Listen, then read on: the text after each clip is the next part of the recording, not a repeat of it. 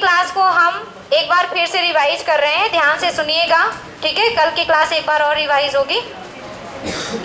कल हमने सबसे पहले बात की थी आपकी अक्षांश की, लैटिट्यूड के बारे में। आप बात करते हैं, समझिएगा एक बार फिर से, कल की क्लास है तो इसको फिर से एक बार आप समझेंगे, क्योंकि हम इसके बाद एक बार समझाएंगे और इसके बाद फिर आगे बढ़ जाएंगे, ठीक है। अक्षांश हमने ये बताया था कि हमारा एक तारा है अंतरिक्ष में जिसका नाम है ध्रुव तारा। इस ध्रुव तारे को आधार मानकर, मतलब ये कहा गया, वैज्ञानिकों द्वारा ये कहा गया कि जिस स्थान से, पृथ्वी के जिस स्थान से हमें ध्रुव तारा नहीं दिखाई देगा, मतलब वहाँ पे ध्रुव तारे का आपतन कोण, इंसिडेंट जो आपका एंगल बनेगा वो कितने डिग्री बने, 0 डिग्री। आपतन कोण जहाँ से ध्रुव तारे का आपतन कोण पृथ्वी के जिस स्थान पर 0 डिग्री बनता है, उस स्थान पर एक रेखा खींचते हैं। बीच में आएगा क्या?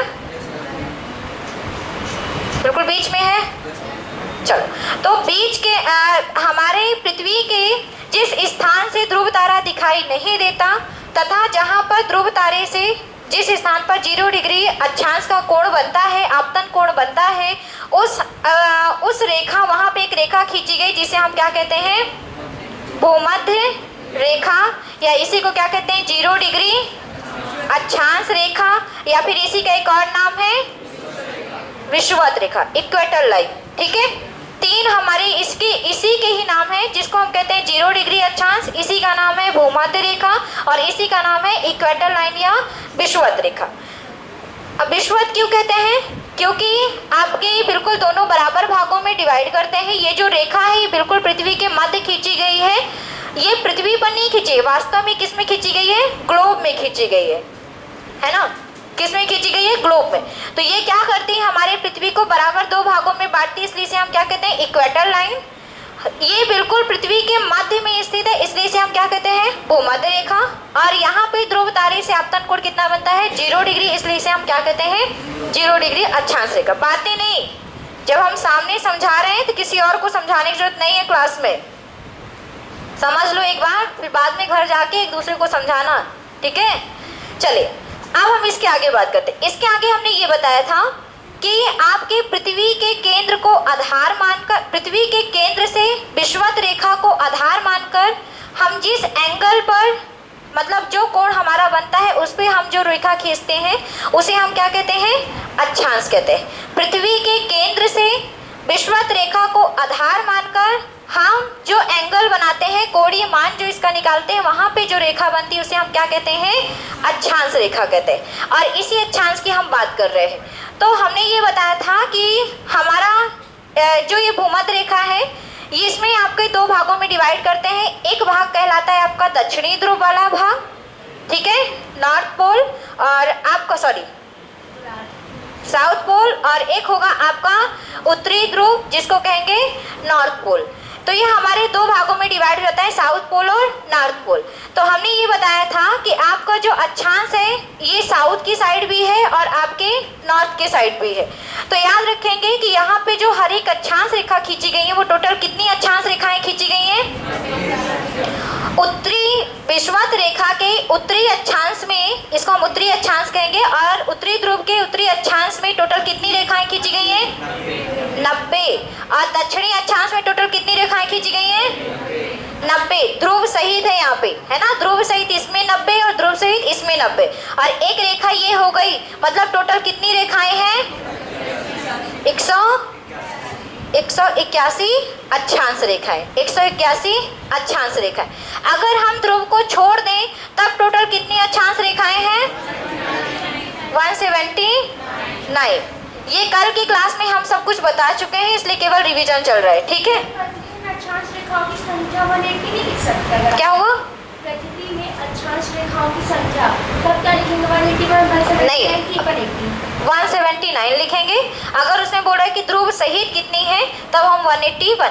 ध्रुव पे जो रेखा है वो बिंदु आकार की है, इसलिए इसे हम रेखा नहीं मानते।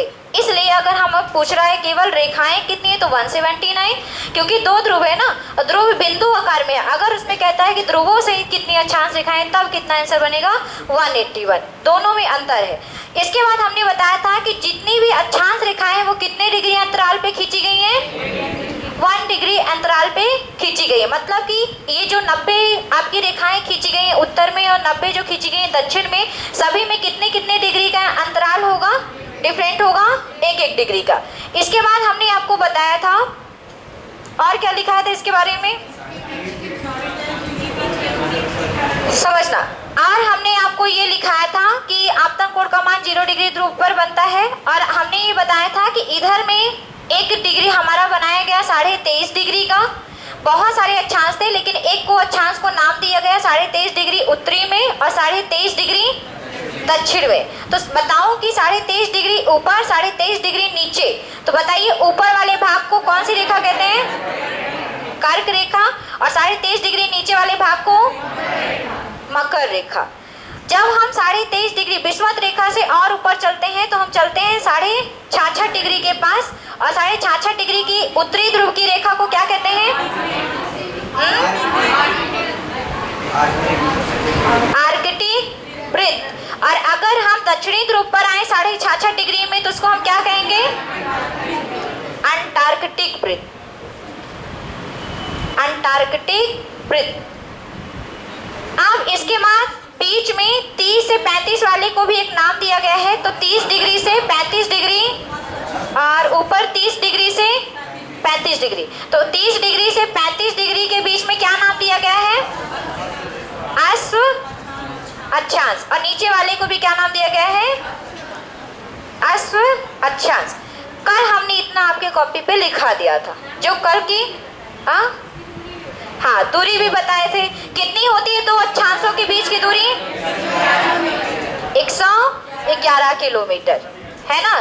दोनों की किसी भी अक्षांश, अगर हम यहाँ से बोल रहे हैं तो यहाँ तक की जो रेखा होगी आपकी अक्षांश रेखाओं के बीच की दूरी, प्रत्येक अक्षांश रेखाओं के बीच की दूरी कितनी कितनी होनी चाहिए, 111 किलोमीटर। चलो इतना हमने कल आपकी कॉपी पे लिखा दिया था। जो कल की क्लास में नहीं रहे होंगे उनको थोड़ा सा कम समझ में आ रहा होगा, क्योंकि उनका नुकसान तो हुआ ही है। अब जो बैठे हुए तो उनका तो प्रॉफिट हो गया, क्योंकि उन्हें सब समझ में आ गया। अब हम इसके आगे की बात करते हैं। कल था ये सब कुछ था कल का मैटर। आज इसके आगे बात करते हैं। अब समझना, बातें नहीं करना, ठीक है। अब समझिएगा, हमारी जो हमने आपको जो 23.5 डिग्री दक्षिणी, 23.5 डिग्री उत्तरी जो बताया है, तो हमारा ये जो प्रत्येक आपका अक्षांश का जो भाग होता है, हमने बताया था क्या कहलाता है आपका, जोन या कटिबंध। जोन या क्या कहलाता है, कटिबंध। तो हमारी विषुवत रेखा से, हमारी विषुवत रेखा से उत्तरी, हमारी विषुवत रेखा से उत्तरी ध्रुव में 23.5 डिग्री और हमारे विषुवत रेखा से दक्षिणी ध्रुव में 23.5 डिग्री वाले भाग को हम कहते हैं उष्ण कटिबंध जोन।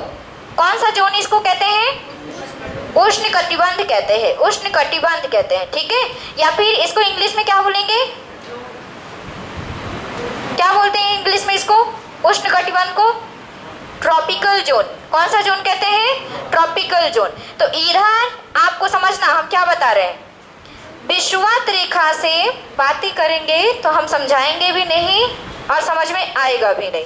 विषुवत रेखा से उत्तरी अगर हम जाएं, उत्तरी साइड अगर हम जाएं कितना, 23.5 डिग्री, और हम दक्षिणी जाएं कितना, 23.5 डिग्री।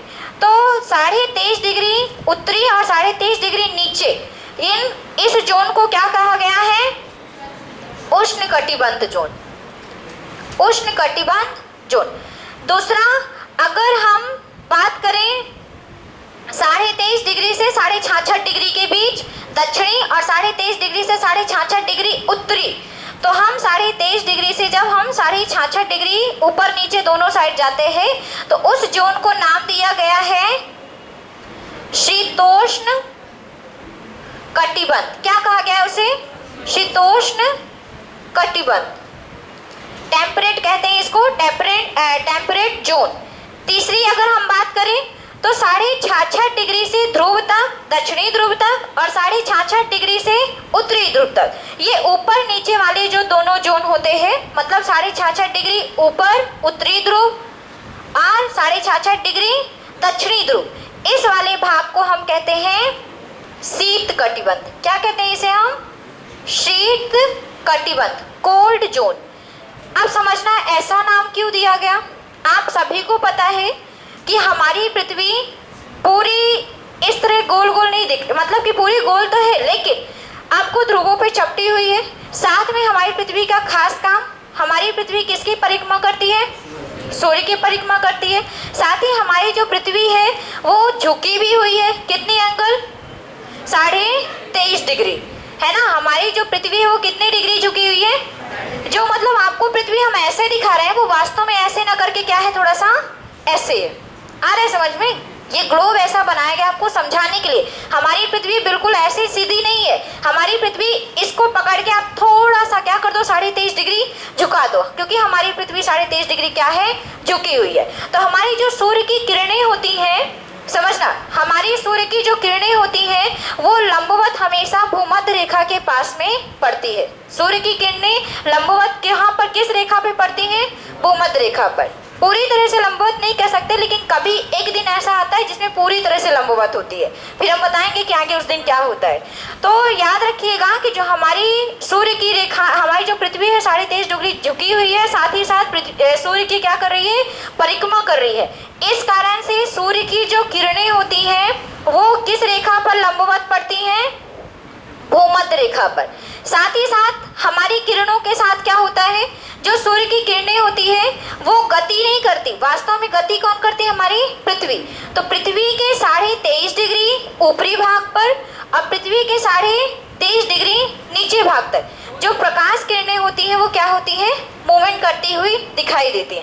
पेपर में क्वेश्चन पूछा जाता है कि बताइए सूर्य जो होता है वो एक महीने में कितने डिग्री अक्षांश चलता है और एक दिन में कितने मिनट अक्षांश चलता है, बताओ।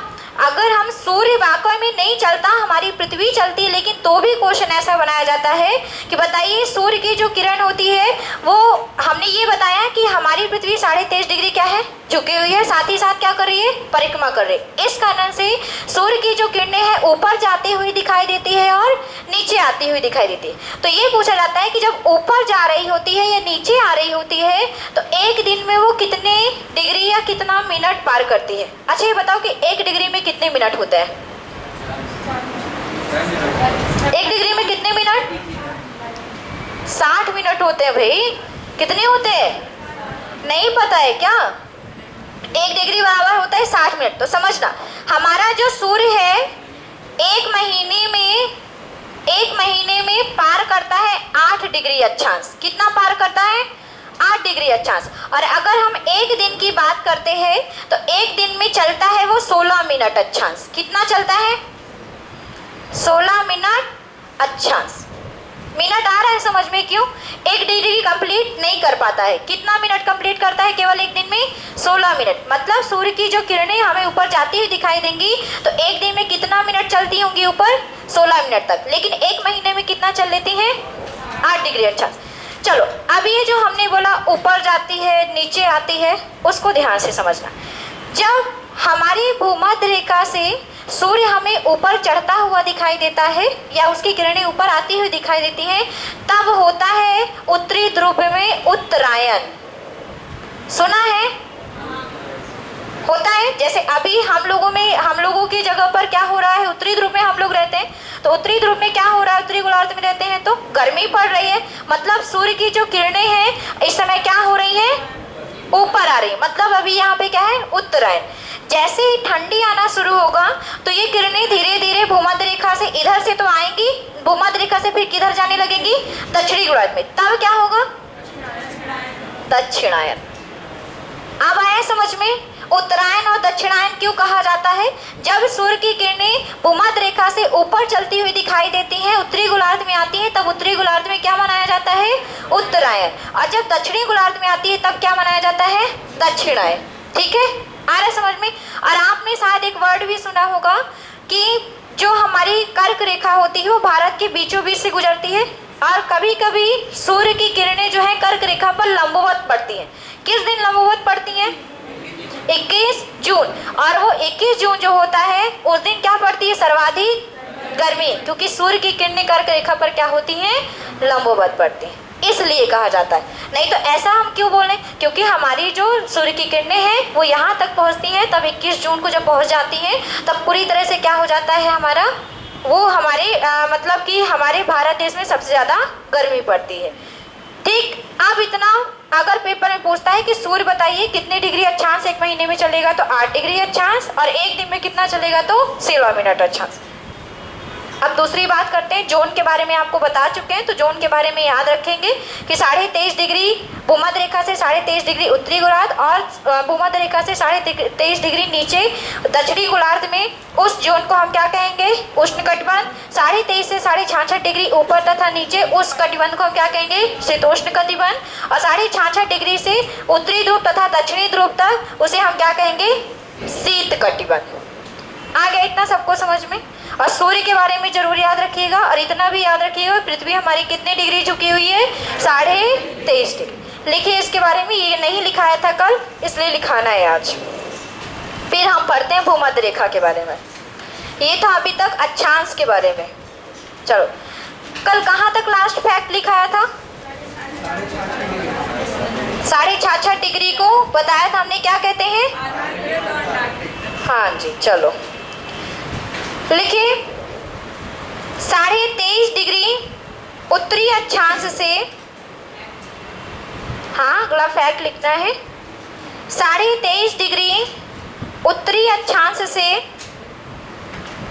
23.5 डिग्री दक्षिणी अक्षांश के मध्य, 23.5 डिग्री उत्तरी अक्षांश से 23.5 डिग्री दक्षिणी अक्षांश के मध्य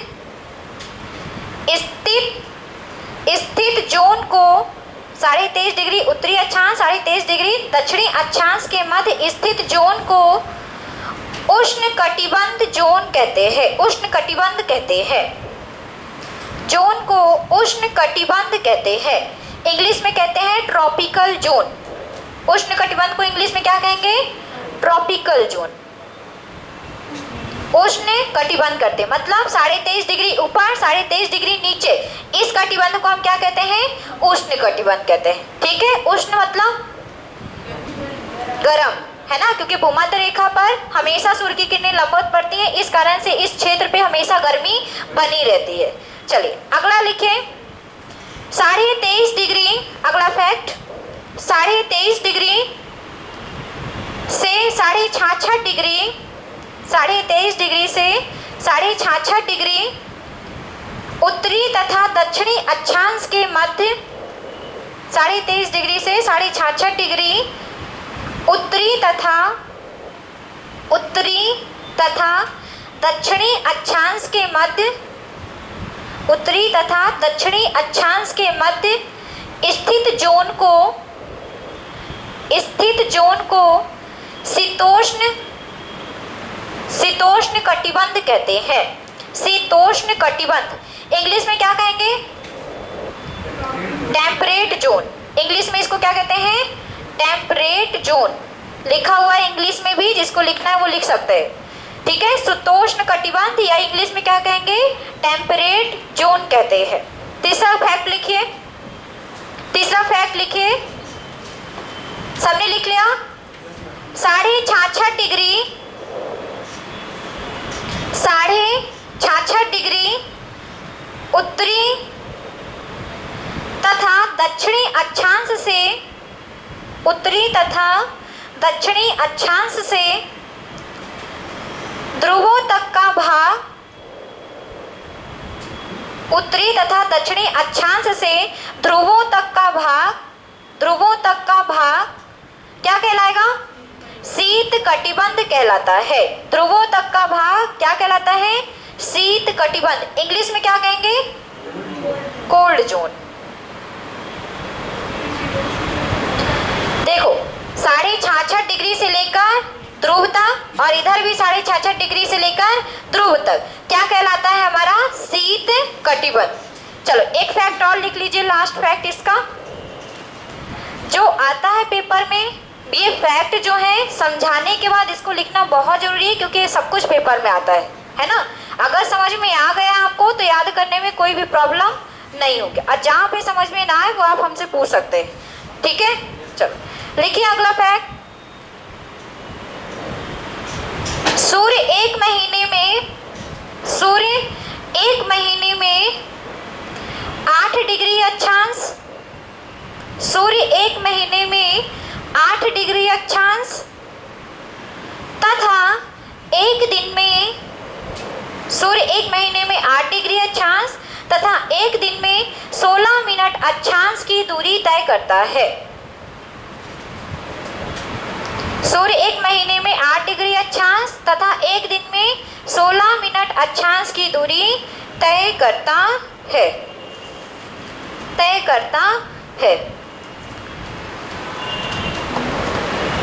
चलिए अब आते हैं, हेडिंग कर लीजिए सबको ही। ये आपके जितने भी अक्षांश से संबंधित फैक्ट थे, अक्षांश के बारे में जो कुछ भी था हमने आपको समझा दिया। अब हेडिंग कर लीजिए सबको ही भूमध्य रेखा, क्योंकि हमने रेखा के बारे में बात की है, भूमध्य रेखा के बारे में, तो अब हम लोग उसके बारे में पढ़ेंगे।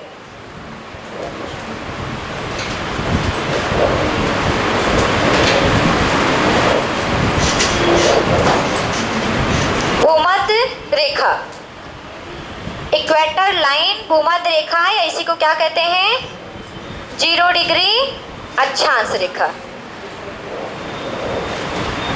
सबको हमने भूमध्य रेखा के बारे में पहले से ही बहुत कुछ बताया है, तो एक बार फिर से उसी चीज को समझ लीजिए।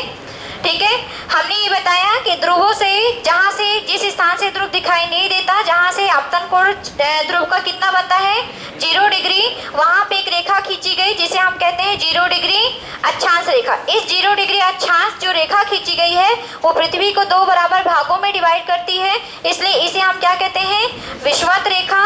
और ये बिल्कुल हमारे भू के मतलब पृथ्वी के मध्य में स्थित होती है, इसलिए इसे हम क्या कहते हैं, भूमध्य रेखा। इतना सबको समझ में आ गया है। अगर पेपर में पूछता है कि बताइए आपके ध्रुव से आपके भूमध्य रेखा पर ध्रुव का आपतन कोण कितना बनता है, तो सबको पता है कितना बनता है, 0 डिग्री, क्योंकि वहां से ध्रुव दिखाई नहीं देता है। अब इसकी अगली बात करते हैं। ये पृथ्वी का केवल सामने का भाग है। पृथ्वी क्या है, गोल है, मतलब ये जो रेखा खींची गई है वो पीछे भी होगी, तो ये क्या बनाएगी, अगर कोई ऐसा बना रहा है वो क्या है, सर्कल है ना। और हमारे बिल्कुल बीच में है पृथ्वी के, ये सर्कल जो है सबसे बड़ा सर्कल है, पृथ्वी का सबसे बड़ा सर्कल बनाता है, इसलिए इसे हम क्या कहते हैं, ग्रेट सर्कल। क्या कहते हैं, ग्रेट सर्कल, या इसी को हिंदी में कहेंगे बृहद वृत्त कहते हैं।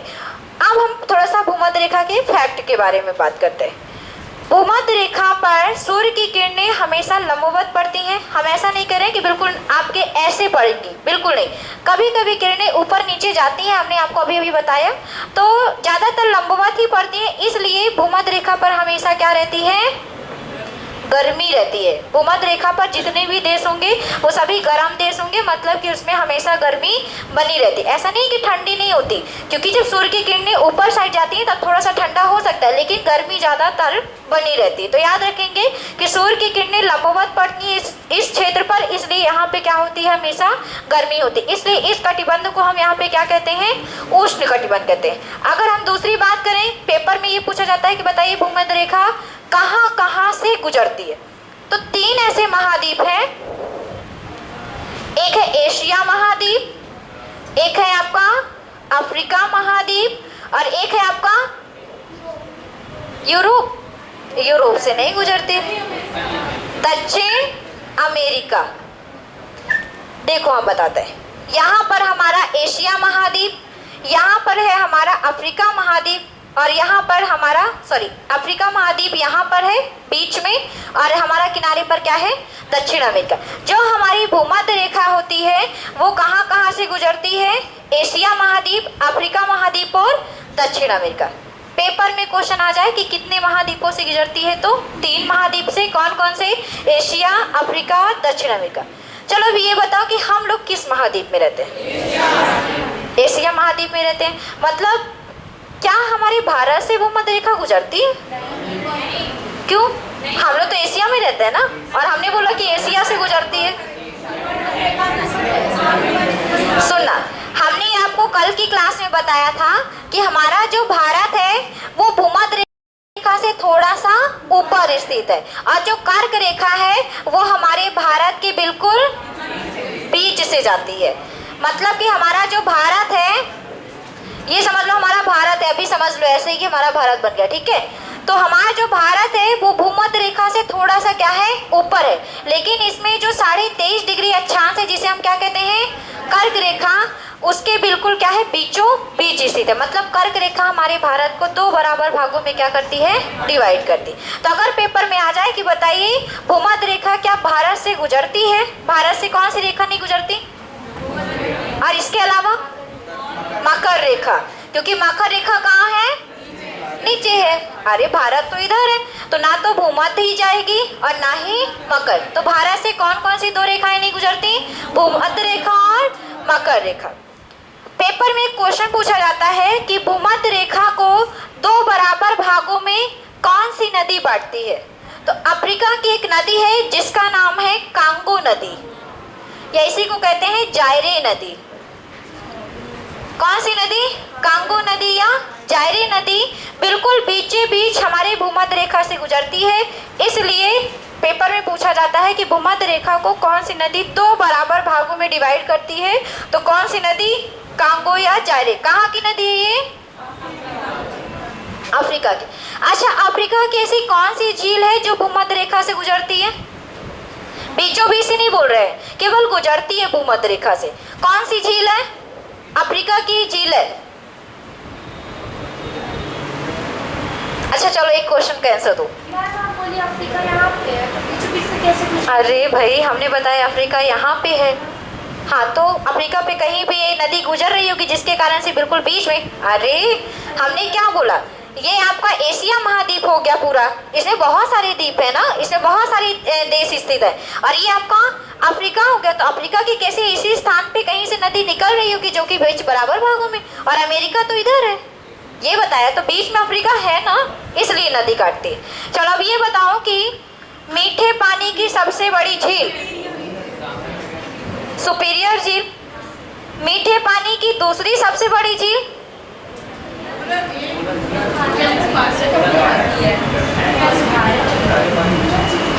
कौन बताएंगे। अगर पेपर में पहली आ जाती है तो सबको याद रहता है, लेकिन अगर दूसरी आ जाती तो किसी को नहीं याद रहता है। तो मीठे पानी की दूसरी सबसे बड़ी झील है हमारी, लिख दें, फिर मत करना हाँ हाँ हाँ, विक्टोरिया झील।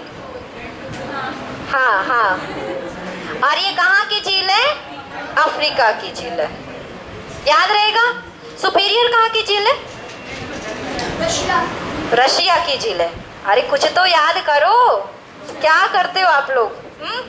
चलो अब कौन बताएंगे कि भूमध्य रेखा किस किस देश से गुजरती। हमने आपको महाद्वीप बता दिया, 3 महाद्वीप, एशिया, अफ्रीका और दक्षिण अमेरिका। तो अब ये बताओ कि भूमध्य रेखा किन किन देशों से गुजरती है।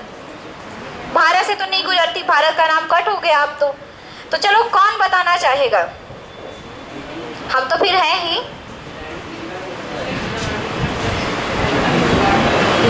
देख के बताओगे क्या किसी कॉपी से, नहीं दिखाई नहीं, हम देख रहे हैं। बताओ, आपको ही बताना है, हम नहीं बताएंगे। एक को पता है, एक श्रीलंका। श्रीलंका नहीं गुजरेगा, श्रीलंका तो इधर ही आ जाता ना। देखो ये इधर आ जाता है, ये भूमध्य रेखा के पास से है लेकिन छूती नहीं है भूमध्य रेखा इसको। बताओ, ऑस्ट्रेलिया, ऑस्ट्रेलिया तो नीचे है इधर। हाँ मालदीव। अरे कोई एक नाम बता, मालदीव और अरे सब जने मिलके एक एक भी बताओगे तो पता चल जाएगा, बिना मोबाइल के बताना लेकिन, ठीक है, मोबाइल से देख के नहीं। अब कोई बताना नहीं चाह रहा तो हम भी नहीं बताएंगे। इक्वेडोर सुना है, Ecuador, Ecuador, Brazil, Uganda, Congo, Kenya, कुछ नहीं सुना। ये सभी देश हैं जो कि आपके, देखो Ecuador, Kenya, Brazil, Uganda, Maldives. Maldives कहाँ है, मालदीव, सोमालिया, तंजानिया, ये सभी देश हैं और आपको इन देशों के नाम याद करने हैं। आप नहीं गए वो अलग मैटर है, लेकिन आपको इनके नाम याद करने हैं। तो हमारे कुछ खास देश हैं जिनसे भूमध्य रेखा क्या होती है, गुजरती है। चाहे वो छू के गुजरे, चाहे वो बिल्कुल बीच से गुजरे, लेकिन गुजरती है। ठीक है, तो चलिए लिखिए भूमध्य रेखा के बारे में। अच्छा हाँ, रुक जाओ, एक बात और थोड़ा सा सुन लो, थोड़ा सा। अच्छा, हमने आपको फिजिक्स पढ़ाया है ना, हमने आपको फिजिक्स पढ़ाया है, तो हम आपसे क्वेश्चन पूछ सकते हैं। क्यों नहीं पूछ सकते हैं? पूछ सकते हैं। चलो, अब बातें नहीं करना। हमने आपको एक वर्ड पढ़ाया था, ग्रेविटेशनल एक्सेलरेशन, गुरुत्वीय त्वरण, और हमने आपको गुरुत्वीय त्वरण में भूमध्य रेखा से कुछ संबंधित बताया था। तो चलो, कौन बताना चाहेंगे कि भूमध्य रेखा से संबंधित हमने गुरुत्वीय त्वरण के बारे में क्या बताया था? तो थोड़ा सा फिजिक्स को ज्योग्राफी से लिंक करते हैं, क्योंकि फिजिक्स पढ़ना भी जरूरी है। चलो बताओ, कौन बताएंगे? बोलिए, क्या होती है? ध्रुवों की त्रिज्या कम होती है और पृथ्वी की त्रिज्या, हाँ ठीक है, और भूमध्य रेखा पर त्रिज्या, चलो अब रहने दो, अब सुनो। गुरुत्वीय त्वरण बराबर, हमने बातें नहीं करना, गुरुत्वीय त्वरण बराबर हमने बताया था √gm/r + h, ये बताया था। चलो अब सुनना ध्यान से, थोड़ा सा सुनिएगा ध्यान से सब कोई। हमने आपको ये बताया था, r+h ही बताया था, कुछ और बताया था? वही तो हम भी डाउट हो रहे हैं ना कि r+h बताया था क्या? चलो अब सुनना ध्यान से। हमने ये बताया था आपको जब फिजिक्स पढ़ाया था, अभी फिजिक्स की बात चल रही तो बातें नहीं करेंगे। हमने ये बताया था कि जब ध्रुवों पर जाते हैं तो त्रिज्या क्या हो जाती है पृथ्वी की? भाई आप सामने देखो, ये त्रिज्या आपकी यहाँ पे क्या है, अधिक, और ध्रुवों पे जाने पे त्रिज्या क्या हो जाती है, क्योंकि चपटी हुई है, ये चपटी हुई है, जिसके कारण से हम जब ऊपर जाते हैं तो त्रिज्या यहाँ पे कम दिख रही है और यहाँ पे त्रिज्या क्या दिख रही है, ज्यादा। अगर हम बात करें तो त्रिज्या यहाँ पे ज्यादा दिख रही है, इसको थोड़ा सा और चपटा देते हैं तो समझ में आएगा, है ना। तो त्रिज्या यहाँ पे कम हो गई, यहाँ पे त्रिज्या ज्यादा। तो हमने आपको ये बताया था जो गुरुत्वीय त्वरण होता है वो त्रिज्या पर निर्भर करता है। जैसे जैसे हम केंद्र से ऊपर की ओर जाते हैं, ध्रुवों की ओर जाते हैं, तो त्रिज्या क्या होती है, कम होती है, और त्रिज्या कम होगी तो गुरुत्वीय त्वरण ज्यादा होगा। और भूमध्य रेखा पर त्रिज्या क्या होती है सबसे, तो त्वरण क्या होगा, कम होगा। तो अगर पेपर में पूछ ले कि भूमध्य रेखा पर बताइए आपका त्वरण कितना होगा पृथ्वी का, तो हेलो अभी भी वही बता रहे हो, कम होगा, क्योंकि त्रिज्या क्या है, ज्यादा है। मतलब दिमाग में कुछ घुसता ही नहीं है लग रहा है। अच्छा अब एक और बात कर लेते हैं, फिर इसके बाद दिखाते हैं। हमने बताया कि ऊपर सूर्य की किरणें जाती हैं तब उत्तरायण होता है, नीचे आती है तो दक्षिणायन होता है। लेकिन एक ऐसा टाइम तो आएगा जहां से किरण ऊपर जाने के बाद नीचे आ रही होगी, है ना। और यहाँ पे कोई ऐसा दिन होगा, कोई ऐसा दिन तो होगा जिस दिन ही बिल्कुल सूर्य की किरणें क्या होती हैं, यहाँ पे बिल्कुल लंबवत होती है। और लंबवत होंगी मतलब इस दिन क्या होगा आपका, भूमध्य रेखा पर दिन और रात क्या हो जाएंगे, बराबर, क्योंकि उतना ही प्रकाश इधर उतना ही प्रकाश इधर। कौन सा दिन है वो,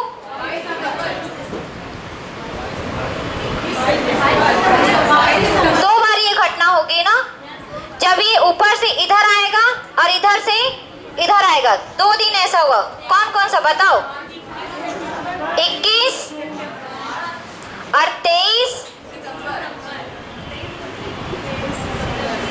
ये 2 दिन ऐसे हैं जब हमारे भूमध्य रेखा पर सूर्य क्या होगा, लंबवत होगा, इसलिए दोनों गोलार्धों पर दिन और रात क्या होगा, बराबर होगा। चलो लिखो, लिखिए लिखिए, भूमध्य रेखा हेडिंग कर लीजिए सब कोई, लिखो, हमारी क्लास है अभी, लिखो। 0 डिग्री अक्षांश रेखा, 0 डिग्री अक्षांश रेखा पृथ्वी के मध्य से गुजरती है। 0 डिग्री अक्षांश रेखा पृथ्वी के मध्य से गुजरती है,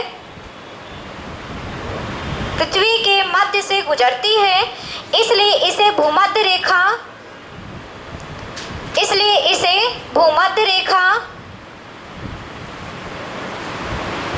या विषुवत रेखा कहते हैं। भूमध्य रेखा या विषुवत रेखा कहते हैं। भूमध्य रेखा या विषुवत रेखा कहते हैं। यह पृथ्वी पर खींचा गया सबसे बड़ा वृत्त है। वृत्त मतलब सर्कल। यह पृथ्वी पर खींचा गया सबसे बड़ा वृत्त है, इसलिए इसे बृहत् वृत्त या ग्रेट सर्कल कहते हैं। बृहत् वृत्त या ग्रेट सर्कल कहते हैं। ग्रेट सर्कल कहते हैं। यह उत्तरी ध्रुव तथा दक्षिणी ध्रुव से बराबर दूरी पर स्थित है। यह उत्तरी ध्रुव तथा दक्षिणी ध्रुव से बराबर दूरी पर स्थित है। इसकी कुल लंबाई कितनी होती है? इसकी टोटल लंबाई भूमध्य रेखा की कितनी है? 40,036 किलोमीटर। इसकी कुल लंबाई क्या बोले? यह उत्तरी ध्रुव तथा दक्षिणी ध्रुव से बराबर दूरी पर स्थित है। इसकी कुल लंबाई 40,036 किलोमीटर है। 40,036 किलोमीटर है। ध्रुव तारे का आपतन कोण भूमध्य रेखा पर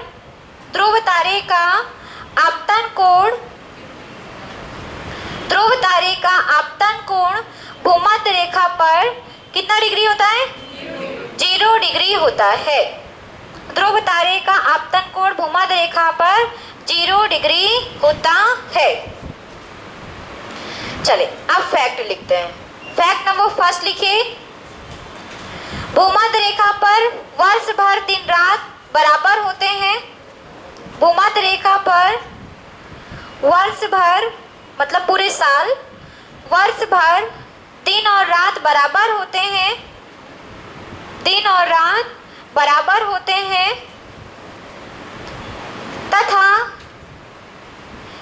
तथा इसमें शीत ऋतु का अभाव होता है। शीत ऋतु ठंडी वाली ऋतु है ना, इसमें शीत ऋतु का अभाव होता है। शीत ऋतु का अभाव होता है। दूसरा फैक्ट लिखें। भूमध्य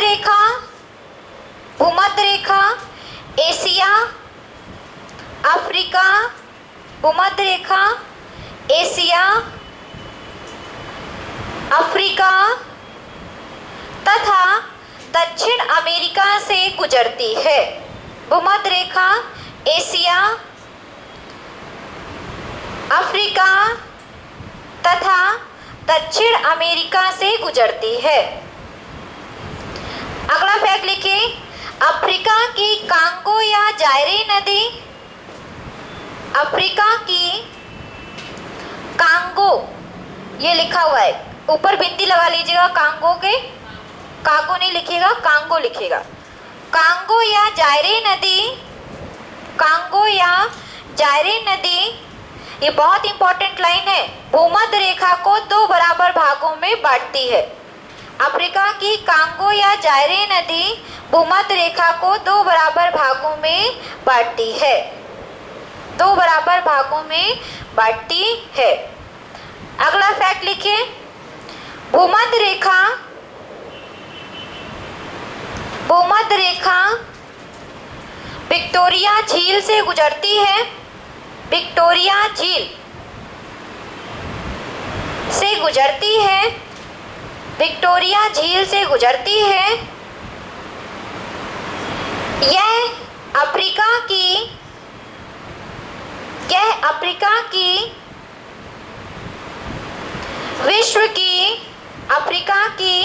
विश्व की मीठे पानी की, अफ्रीका की विश्व की मीठे पानी की दूसरी सबसे बड़ी झील है। दूसरी सबसे बड़ी झील है। ये कहाँ से गुजरती है, किन किन देशों से? अब अफ्रीका के ही देशों से गुजर रही होगी, जरूरी है क्या? हाँ, नदी है तो कहीं से भी, झील है तो कहीं से गुजर सकती है क्या? चलो तो लिख लो, यह झील केन्या, कन्या नहीं, केन्या, तंजानिया और युगांडा में है। केन्या, तंजानिया, ये लिखा है केन्या, ये लिखा है तंजानिया और ये लिखा है युगांडा में फैली हुई है। केन्या, तंजानिया और युगांडा में फैली हुई है। चलिए अगला लिखिए भूमध्य रेखा। भूमध्य रेखा, अब इसको लिख डालूं, मैं सामने ही लिख देती हूँ। Ecuador, Kenya, Brazil, Uganda, Maldives, Somalia, Tanzania, Cambodia, लिखते चलिए। भूमध्य रेखा इक्वेडोर, केन्या, ब्राजील, युगांडा, ये पूरा लिखना है। Uganda, Maldives, Somalia, Tanzania, Colombia, ये सभी लिखना है। हाँ ये सभी लिखना है भाई, ये देश के नाम है और इनसे हमारी भूमध्य रेखा गुजरती है। कांगो, इंडोनेशिया,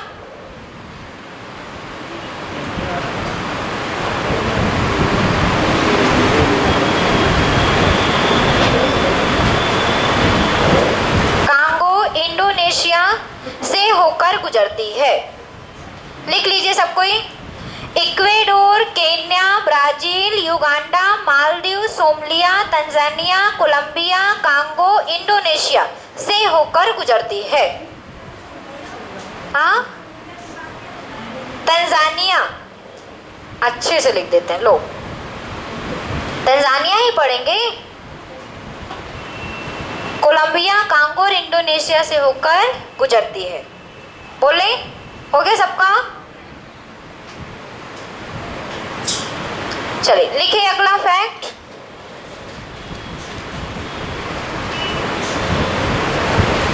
गुरुत्वीय त्वरण का मान, गुरुत्वीय त्वरण, ग्रेविटेशनल एक्सीलरेशन, गुरुत्वीय त्वरण का मान भूमध्य रेखा पर क्या होगा? सबसे कम होता है। गुरुत्वीय त्वरण का मान भूमध्य रेखा पर सबसे कम होता है। क्योंकि भूमध्य रेखा पर सबसे कम होता है क्योंकि यहाँ पर त्रिज्या क्या होती है?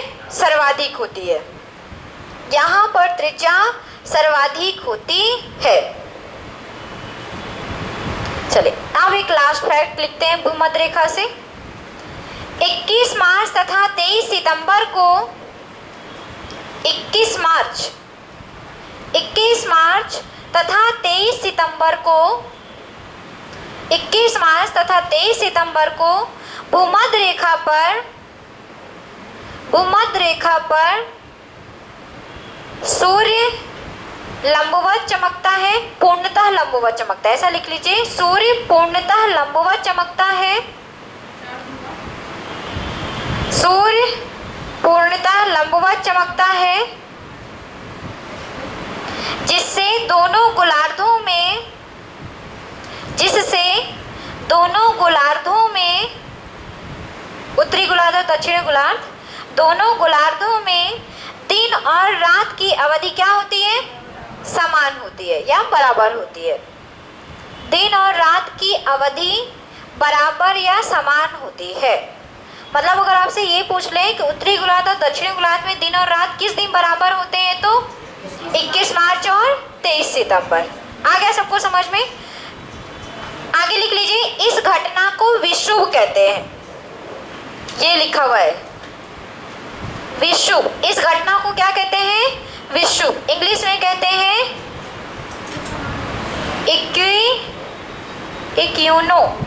इक्विनोक्स, लिख लीजिए। विषुव कहते हैं। 21 मार्च को कहते हैं बसंत विषुव, 21 मार्च को कहते हैं बसंत विषुव, 21 मार्च को क्या कहते हैं? बसंत विषुव।